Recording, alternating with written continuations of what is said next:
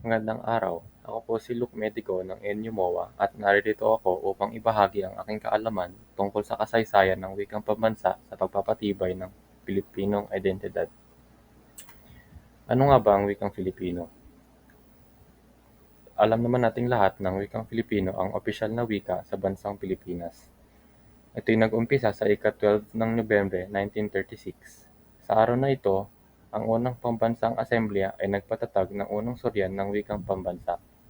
Ito rin ang ating pangunahing pamamaraan upang magkaintindihan at magkaunawaan. Saan nga ba nanggagaling ang ating wika?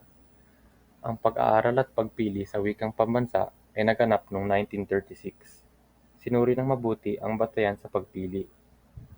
Si Jaime de Vera ang naging tagapangulo ng komite na nagsagawa sa pag-aaral at kung saan napili nito ang Tagalog bilang batayan ng wikang pambansa.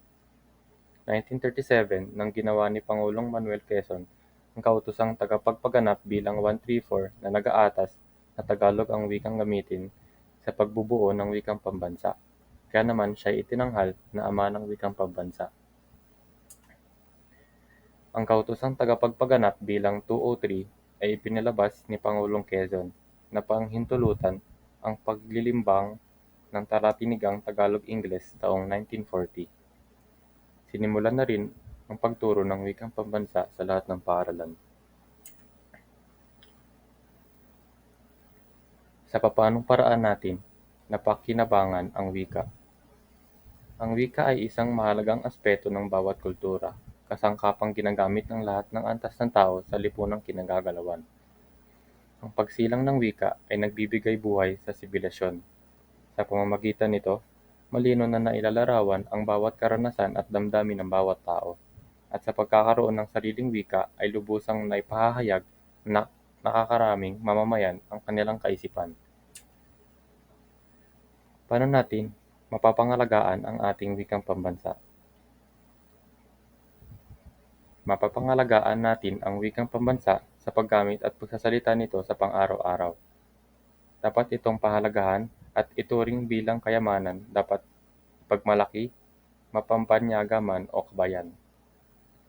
Isang halimbawa ng pagpapahalaga sa wika natin ay ang pagdiriwang ng Buwan ng Wika. Dito ay maipapalaganap ang pagmamahal sa wikang Filipino at maituturo sa mga tao lalo na sa kabataan ang kahalagahan nito. Sa halip na suportahan ang mga banyagang mga wika tulad ng Korean, Nihongo o Ingles, ay pagtuunan muna natin ang sariling wika kaysa sa kumanta-kanta ng lengguwaheng hindi naman naiintindihan. Dito po nagtatapos ang aking presentasyon. Sana ay may nakuha kayong kaalaman tungkol sa aking ibinahagi. Magandang araw muli at mabuhay kayo.